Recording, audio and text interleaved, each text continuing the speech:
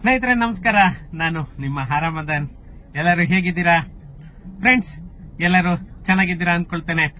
ಮತ್ತೆ ಫ್ರೆಂಡ್ಸ್, ಇವತ್ತು ತುಂಬಾನೇ ಮುಖ್ಯವಾದ ವಿಷಯದ ಬಗ್ಗೆ ಮಾತಾಡೋಣ. ಅದಕ್ಕೂ ಮುಂಚೆ ನನ್ನ ಚಾನೆಲ್ ಅನ್ನ ಇನ್ನು ಯಾರೆಲ್ಲ ಸಬ್ಸ್ಕ್ರೈಬ್ ಮಾಡ್ಕೊಂಡಿಲ್ಲ, ಪ್ಲೀಸ್ ಸಬ್ಸ್ಕ್ರೈಬ್ ಮಾಡ್ಕೊಳ್ಳಿ. ಹಾಗೇನೆ ಪಕ್ಕದಲ್ಲಿರುವಂತಹ ಬೆಲ್ ಐಕಾನ್ ಅನ್ನ ಕ್ಲಿಕ್ ಮಾಡಿ. ಇಲ್ಲ ಅಂತಂದ್ರೆ ನಿಮ್ಗೆ ನಾನು ಯಾವುದೇ ವಿಡಿಯೋ ಅಪ್ಲೋಡ್ ಮಾಡಿದ್ರು ಕೂಡ ನೋಟಿಫಿಕೇಶನ್ ಬರಲ್ಲ. ಮತ್ತೆ ವಿಡಿಯೋನ ಕೊನೆವರೆಗೂ ಸ್ಕಿಪ್ ಮಾಡದೆ ನೋಡಿ ಅಂತ ಹೇಳ್ತಾ ಟೈಮ್ ವೇಸ್ಟ್ ಮಾಡೋದು ಬೇಡ, ನಾವು ವಿಡಿಯೋಗೆ ಎಂಟರ್ ಆಗೋಣ. ಫ್ರೆಂಡ್ಸ್, ಇವತ್ತು ತುಂಬಾನೇ ಮುಖ್ಯವಾದ ವಿಷಯ ಅಂತ ಹೇಳಿದೆ. ಏನಂದ್ರೆ, ನಮ್ಮ ಕರ್ನಾಟಕ ಸರ್ಕಾರದ ಬಗ್ಗೆ ನಿಮ್ಗೆಲ್ಲ ಗೊತ್ತಿರಬಹುದು. ಎಷ್ಟು ಜನಕ್ಕೆ ಏನೆಲ್ಲ ತೊಂದರೆಗಳನ್ನ ಕೊಡ್ತಾ ಇದ್ದಾರೆ ಅದೆಲ್ಲರಿಗೂ ಗೊತ್ತಿರೋ ವಿಷಯನೇ. ಅದ್ರ ಬಗ್ಗೆ ಏನು ಅತಿಯಾಗಿ ಎಕ್ಸ್ಪ್ಲೈನ್ ಮಾಡಬೇಕಾಗಿಲ್ಲ ನಾನು. ಯಾಕಂದ್ರೆ ಪ್ರತಿಯೊಂದು ವಿಡಿಯೋದಲ್ಲೂ ಅವ್ರಿಗೆ ಬೈದು ನಾವೇ ಪಾಪ ಕಟ್ಕೊಳ್ತಾ ಇದೀವಿ. ಆ ತರ ಇದೆ ಪರಿಸ್ಥಿತಿ. ಫ್ರೆಂಡ್ಸ್, ಇನ್ನ ಒಂದೇನಂತಂದ್ರೆ, ಒಂದೊಂದು ಚೇಂಜಸ್ ಆಗ್ತಾ ಇದೆ. ಇಷ್ಟು ದಿನ ನೆನಗೊದಿಗೆ ಬಿದ್ದಿದ್ದಂತಹ ಈ ಕಥದ್ದು ಕೂಡ ಈ ಮಂತ್ ಎಂಡ್ ಒಳಗಡೆ ಸ್ಟಾರ್ಟ್ ಆಗ್ತಾ ಇದೆ. ಯಾಕಂತಂದ್ರೆ ಈ ಏನೇ ಆಕ್ಷೇಪಣೆ ಬಂದ್ರು ಕೂಡ ಅದಕ್ಕೆ 15 ಡೇಸ್ ಗಡುವನ್ನ ಕೊಟ್ಟಿದ್ದಾರೆ. ಅದರೊಳಗಡೆ ಯಾವುದೇ ಅಬ್ಜೆಕ್ಷನ್ ಬಂದ್ರು ಕೂಡ ಅವನ್ನೆಲ್ಲ ಸಾರ್ಟ್ ಔಟ್ ಮಾಡ್ಕೊಳ್ಳಿಕ್ಕೇನೆ ಇವರು 15 ಡೇಸ್ ಟೈಮ್ ಕೊಟ್ಟಿರೋದು. ನೋಡೋಣ ಏನೆಲ್ಲ ಪ್ರೋಗ್ರೆಸ್ ಆಗುತ್ತೆ ಅಂತ ಹೇಳ್ಬಿಟ್ಟು. ಅದಕ್ಕಿಂತ ಇವತ್ತು ತುಂಬಾ ಮುಖ್ಯವಾದ ವಿಷಯ ಏನಂತ ಅಂದ್ರೆ, ನಮ್ಮ ಕರ್ನಾಟಕ ಸರ್ಕಾರ ಏನು ಮ್ಯಾಂಡೇಟರಿ ಮಾಡಿತ್ತು, ಸಿಸಿ, ಓಸಿ ಮತ್ತೆ ಪ್ಲಾನ್ ಅಪ್ರೂವಲ್ ಇಲ್ಲದೆ ವಿದ್ಯುತ್ ಸಂಪರ್ಕ ಕೊಡಬಾರದು ಅಂತ ಹೇಳ್ಬಿಟ್ಟು ಏನ್ ಮಾಡಿತ್ತು, ಅದಕ್ಕೆ ನಮ್ಮ ಕರ್ನಾಟಕ ಸರ್ಕಾರದಿಂದಲೇನೆ ಮಹತ್ವದ ಬೆಳವಣಿಗೆ ಆಗಿದೆ.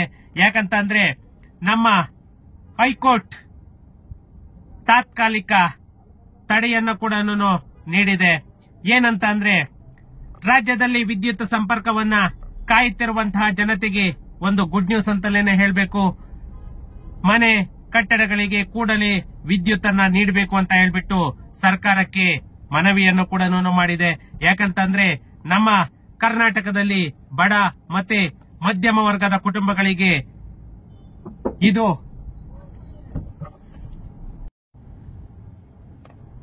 ಕರ್ನಾಟಕದ ಬಡ ಮತ್ತೆ ಮಧ್ಯಮ ವರ್ಗದ ಕುಟುಂಬಗಳಿಗೆ ಇದು ಸಂತೋಷದ ಸುದ್ದಿ ಅಂತಲೇನೆ ಹೇಳ್ಬೇಕು.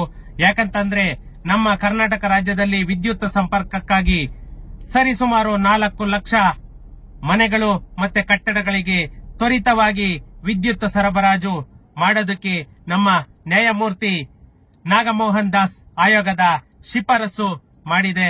ಯಾಕಂತಂದ್ರೆ, ಎಲ್ಲರೂ ಎಷ್ಟೋ ಜನ ಅಪ್ಲಿಕೇಶನ್ ಹಾಕೊಂಡು ಕೂತ್ಕೊಂಡಿದ್ರು.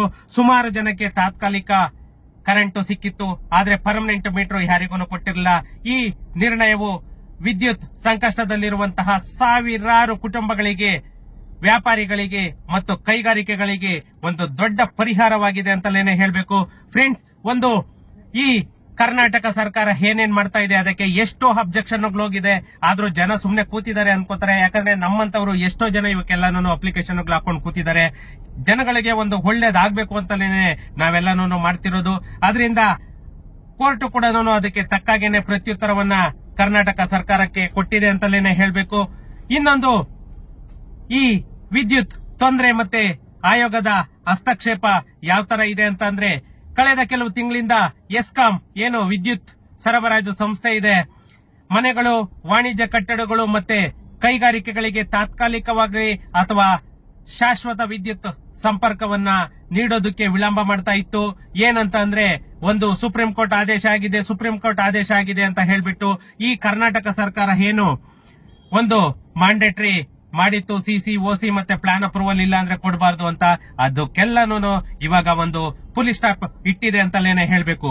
ಇದರಿಂದಾಗಿ ನಮ್ಮ ಶಿಕ್ಷಣ ಸಂಸ್ಥೆಗಳಿಗಾಗ್ಬೋದು ಅಥವಾ ವ್ಯಾಪಾರಸ್ಥರಿಗಾಗ್ಬೋದು, ಕೈಗಾರಿಕಾ ಉದ್ಯಮಗಳಿಗೆ ಆಗ್ಬೋದು, ದೈನಂದಿನ ಜೀವನದಲ್ಲಿ ತೀವ್ರ ತೊಂದರೆಗಳು ಉಂಟಾಗಿರೋದನ್ನ ಅರ್ಥಕೊಂಡು ನಮ್ಮ ಹೈಕೋರ್ಟ್ ಫುಲ್ ಸ್ಟಾಪ್ ಅನ್ನ ಇಟ್ಟಿದೆ. ಈ ಸಮಸ್ಯೆಯನ್ನ ಪರಿಹರಿಸಲು ಕರ್ನಾಟಕ ರಾಜ್ಯದ ಅನುಮತಿ ಪಡೆದ ಗುತ್ತಿಗೆದಾರರ ಸಂಘವು ನ್ಯಾಯಮೂರ್ತಿ ನಾಗಮೋಹನ್ ದಾಸ್ ಆಯೋಗಕ್ಕೆ ಮನವಿಯನ್ನ ಸಲ್ಲಿಸಿತ್ತು. ಇದರ ಪ್ರಕಾರ ಮುಖ್ಯಮಂತ್ರಿ ಸಿದ್ದರಾಮಯ್ಯ ಮತ್ತೆ ಇಂಧನ ಸಚಿವ ಕೆಜೆ ಜಾರ್ಜ್ ಮತ್ತೆ ಇತರ ಅಧಿಕಾರಿಗಳಿಗೆ ತಕ್ಷಣ ಕ್ರಮ ಕೈಗೊಳ್ಳುವಂತೆ ಆಯೋಗವು ಸೂಚನೆಯನ್ನು ಕೂಡ ನೀಡಿದೆ. ಈ ಶಿಫಾರಸು ಮತ್ತೆ ಅದರ ಪ್ರಯೋಜನಗಳೇನು ಅಂತ ಅಂದ್ರೆ ತ್ವರಿತ ವಿದ್ಯುತ್ ಸಂಪರ್ಕ, ಇಮ್ಮಿಡಿಯೇಟ್ ಕರೆಂಟ್ ಫೆಸಿಲಿಟೀಸ್ ನ ಕೊಡಬೇಕು ಅಂತ ಹೇಳ್ಬಿಟ್ಟು ಇದು ಮಾಡ್ತಾ ಇದೆ. ಯಾಕಂದ್ರೆ ಮಂಜೂರಾದಂತಹ ಎಲ್ಲ ಮನೆಗಳು ಮತ್ತೆ ಕಟ್ಟಡಗಳಿಗೆ ತಕ್ಷಣ ವಿದ್ಯುತ್ ಸಂಪರ್ಕವನ್ನು ನೀಡಬೇಕು ಅಂತ ಹೇಳ್ಬಿಟ್ಟು ಹೇಳಿದೆ. ಮತ್ತೆ ಬಡ ಮತ್ತೆ ಮಧ್ಯಮ ವರ್ಗದ ಜನತೆಗೆ ಒಂದು ಸಹಾಯ, ವಿದ್ಯುತ್ ಇಲ್ಲದೆ ಬಾಧಿತರಾಗಿರುವಂತಹ ಕುಟುಂಬಗಳಿಗೆ ಮತ್ತೆ ವಿದ್ಯಾರ್ಥಿಗಳು ಮತ್ತು ಸಣ್ಣ ವ್ಯಾಪಾರಿಗಳಿಗೆ ಇದು ನಿಜವಾಗೂ ಒಂದು ವರದಾನ ಅಂತಲೇನೆ ಹೇಳ್ಬೇಕು. ಯಾಕಂದ್ರೆ ಎಷ್ಟೋ ಜನ ತಾತ್ಕಾಲಿಕ ಮೀಟರ್ ತಗೊಂಡು ಸುಮಾರು ವರ್ಷದಿಂದ ಕಾಯ್ತಾ ಇದ್ರು, ಅವರಿಗೆ ಪರ್ಮನೆಂಟ್ ಕನೆಕ್ಷನ್ ಅನ್ನೋದು ಸಿಕ್ಕಿರಲಿಲ್ಲ. ಇವಾಗ ಅದಕ್ಕೆ ಒಂದು ಪರಿಹಾರ ಕೂಡ ಸಿಕ್ಕಂಗಾಯ್ತು.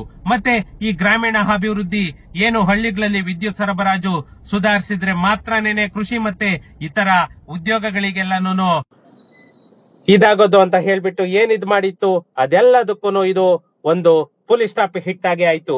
ಮತ್ತೆ ಕೈಗಾರಿಕೆಗಳಿಗೂ ಕೂಡ ಒಂದು ಸಹಾಯ ಮಾಡಿದಂಗಾಯ್ತು. ಸಣ್ಣ ಮತ್ತೆ ಮಧ್ಯಮ ಕೈಗಾರಿಕೆಗಳಿಗೆ ವಿದ್ಯುತ್ ಸಂಪರ್ಕದಿಂದ ಎಲ್ಲ ರೀತಿಯಲ್ಲೂ ಕೂಡ ಅನುಕೂಲವಾಗುವಂತೆ ಹೈಕೋರ್ಟ್ ಒಂದು ಶಿಫಾರಸನ್ನ ಮಾಡೋದಕ್ಕೆ ಸೂಚನೆಯನ್ನ ಕೊಟ್ಟಿದೆ.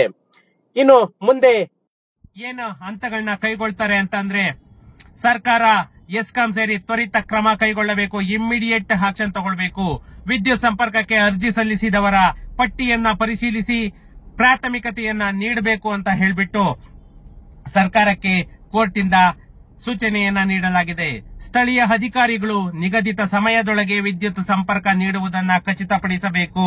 ಯಾಕಂತ ಅಂದ್ರೆ ಸುಮ್ಮನೆ ಅಪ್ಲಿಕೇಶನ್ ಹೋಲ್ಡ್ ಮಾಡ್ಕೊಂಡು ಇಟ್ಕೊಂಡಿರಂಗಿಲ್ಲ ಅಂತ ಹೇಳ್ಬಿಟ್ಟು ನಮ್ಮ ನ್ಯಾಯಮೂರ್ತಿ ನಾಗಮೋಹನ್ ದಾಸ್ ಆಯೋಗದ ಈ ಶಿಫಾರಸು ಕರ್ನಾಟಕದ ಸಾಮಾನ್ಯ ಜನತೆಗೆ ಒಂದು ದೊಡ್ಡ ಪರಿಹಾರವಾಗಿದೆ ಅಂತಲೇನೆ ಹೇಳ್ಬೇಕು. ಯಾಕಂತ ಅಂದ್ರೆ ಈ ವಿದ್ಯುತ್ ಸಂಪರ್ಕದ ವಿಳಂಬ ನಿವಾರಣೆಯಾದ್ರೆ ಮಾತ್ರನೇ ಶಿಕ್ಷಣ, ಆರೋಗ್ಯ, ವ್ಯಾಪಾರ ಮತ್ತೆ ಕೈಗಾರಿಕೆಗಳು ಸುಗಮವಾಗಿ ನಡಿಬೇಕು ಅಂತ ಅಂದ್ರೆ ಜನರ ಜೀವನ ಮಟ್ಟ ಸುಧಾರಿಸಬೇಕು ಅಂತಂದ್ರೆ ಬೇಸಿಕ್ ಅಮ್ಯುನಿಟೀಸ್ ಅನ್ನೋದೊಂದು ಬೇಕೇ ಬೇಕು. ಯಾಕಂತ ಅಂದ್ರೆ ಯಾವುದೇ ಒಂದು ಸಂಸ್ಥೆ ಬೆಳಿಬೇಕು ಅಥವಾ ಜನ ನೆಮ್ಮದಿಯಿಂದ ಇರಬೇಕು ಅಂತಂದ್ರೆ ಬೇಸಿಕ್ ಅಮ್ಯುನಿಟೀಸ್ ಅನ್ನೋದೊಂದು ತುಂಬಾ ಇಂಪಾರ್ಟೆಂಟ್ ಆಗಿರುತ್ತೆ. ಆ ಬೇಸಿಕ್ ಅಮ್ಯುನಿಟೀಸ್ ಕೂಡ ನಮ್ಮ ಕರ್ನಾಟಕ ಸರ್ಕಾರದಿಂದ ಪ್ರೊವೈಡ್ ಮಾಡಿಲ್ಲ ಅಂತಂದ್ರೆ ಅದಕ್ಕಿಂತ ಬೇಕುಪ್ತನ ಬೇರೆ ಇಲ್ಲ ಅಂತಲೇನೆ ಹೇಳ್ಬೇಕು. ಆ ಬೇಸಿಕ್ ಅಮ್ಯುನಿಟೀಸ್ ಕೊಡೋದಕ್ಕೂ ಕೂಡ ನೋಡಿ ಇಷ್ಟೆಲ್ಲ ಟ್ಯಾಕ್ಸ್ ತಗೊಳ್ತಾ ಇದ್ದಾರೆ, ಕಂದಾಯ ಕಟ್ಟಿಸ್ಕೊಳ್ತಿದ್ದಾರೆ, ಡಬಲ್ ಟ್ಯಾಕ್ಸ್ ತಗೊಳ್ತಾ ಇದ್ದಾರೆ. ಆದ್ರೂ ಕೂಡ ತಿರ್ಗಾ ಮತ್ತೆ ಸಿಸಿ ಬೇಕು, ಓಸಿ ಬೇಕು, ಅಪ್ರೂವಲ್ ಬೇಕು, ಈ ತರ 100 ಕಂಡೀಷನ್ಗಳನ್ನ ಹಿಡ್ತಾ ಇದ್ದಾರೆ. ಇದು ನಿಜವಾಗೂ ಯಾವ ರಾಜ್ಯದಲ್ಲೂ ಇಲ್ಲ, ಈ ಕರ್ನಾಟಕ ರಾಜ್ಯದಲ್ಲಿ ಮಾತ್ರನೇ ಈ ತರ ಮ್ಯಾಂಡೇಟರಿ ಮಾಡ್ತಾ ಇರೋದು. ಸುಪ್ರೀಂ ಕೋರ್ಟ್ ಆದೇಶ ಅಂತಂದ್ರೆ ಇಡೀ ದೇಶಕ್ಕೆ ಅನ್ವಯ ಆಗುತ್ತೆ. ಆದ್ರೆ ಇಲ್ಲಿ ಕರ್ನಾಟಕ ಸರ್ಕಾರ ಮಾತ್ರನೇ ಅವನ್ನೆಲ್ಲಾನು ಎತ್ತಿ ಹಿಡಿತಾ ಇರೋದು. ಫ್ರೆಂಡ್ಸ್, ಏನು ಮಾಡಕ್ಕಾಗಲ್ಲ, ನಾವು ಕರ್ನಾಟಕದಲ್ಲಿ ಇದೀವಿ. ಇದು ನಮ್ಮ ಒಂದು ಕಡೆಗೆ ಕರ್ನಾಟಕದ ಬೇರೆ ಎಲ್ಲಾನು ನೋಡ್ಕೊಂಡ್ರೆ ನಾವು ಕರ್ನಾಟಕದಲ್ಲಿ ಇದೀವಿ, ನಾವು ಪುಣ್ಯವಂತರು ಅಂತ ತಿಳ್ಕೊಳ್ತೀವಿ.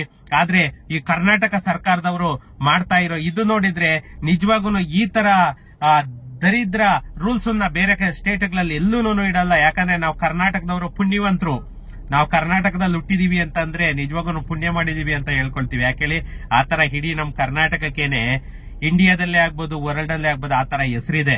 ಆದ್ರೆ ಇವ್ರು ಮಾಡ್ತಾ ಇರೋದು ನೋಡಿದ್ರೆ ಜನಗಳು ನಮ್ ಕರ್ನಾಟಕದ ಜನತೆ ನೋವು ಅನುಭವಿಸಿದಷ್ಟು ಬೇರೆ ಯಾವ ಸ್ಟೇಟ್ ಅವರು ಅನುಭವಿಸ್ತಿಲ್ಲ ಅಂತ ನಾನ್ ತಿಳ್ಕೊಂತೀನಿ. ಫ್ರೆಂಡ್ಸ್, ಇರ್ಲಿ, ಮಾತಾಡ್ತಾ ಇದ್ರೆ ಮಾತಾಡ್ತಾನೆ ಇರ್ತೀವಿ. ಈ ಒಂದು ಗುಡ್ ನ್ಯೂಸ್ ಅಂತಲೇನೆ ಹೇಳ್ಬೇಕು. ಯಾಕಂತಂದ್ರೆ ವಿದ್ಯುತ್ ಸಂಪರ್ಕ ಒಂದು ಬಂತು ಅಂತಂದ್ರೆ ನೆಕ್ಸ್ಟ್ ಇನ್ನ ಫರ್ದರ್ ಏನೇನಾಗುತ್ತೆ ಎಲ್ಲ ಆಗುತ್ತೆ. ಈ ಮಂತ್ ಎಂಡ್ ಒಳಗಡೆ ಈ ಖಾತಾ ಕೂಡ ಇಶ್ಯೂ ಮಾಡ್ಲಿಕ್ಕೆ ಎಲ್ಲಾ ತರಹದ ಪ್ಲಾನ್ ಅನ್ನ ಮಾಡ್ತಾ ಇದ್ದಾರೆ. ಫ್ರೆಂಡ್ಸ್, ಏನಾದ್ರೂ ಇತ್ತು ಅಂತಂದ್ರೆ ನನಗೆ ಕಮೆಂಟ್ ಬಾಕ್ಸ್ ಅಲ್ಲಿ ಮೆಸೇಜ್ ಮಾಡಿ. ಸಿಗೋಣ ನೆಕ್ಸ್ಟ್ ವಿಡಿಯೋದಲ್ಲಿ. Thank you.